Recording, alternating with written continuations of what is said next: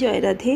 আজকের পাঠ চৈতন্য বৃক্ষের মূল স্কন্ধ ও শাখা প্রশাখা, শ্রী চৈতন্য চরিতামৃত আদি লীলাখণ্ড, শ্লোক ৮৬।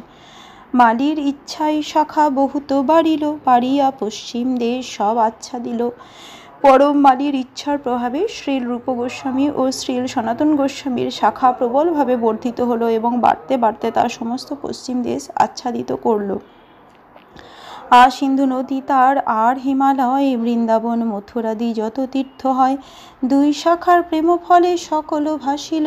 প্রেম ফলাস্বাদে লোক উন্মত্ত হইল, পশ্চিমের লোক সমূঢ় অনাচার, তাহা প্রচারিল দোহে ভক্তি সদাচার।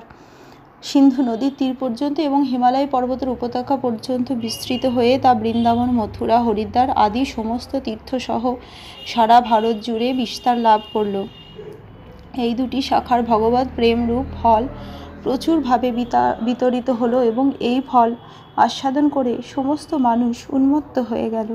পশ্চিম ভারতের অধিবাসীরা সাধারণত বুদ্ধিমান নয় এবং আচারশীল নয়, কিন্তু শ্রীল রূপ গোস্বামী ও শ্রীল সনাতন গোস্বামীর প্রভাবে তারা ভগবত ভক্তি ও সদাচার সম্বন্ধে শিক্ষা লাভ করল।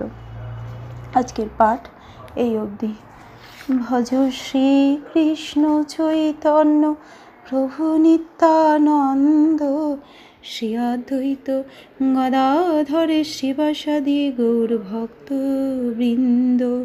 হরে কৃষ্ণ কৃষ্ণ কৃষ্ণ হরে হরে, হরে রাম রাম রাম হরে হরে।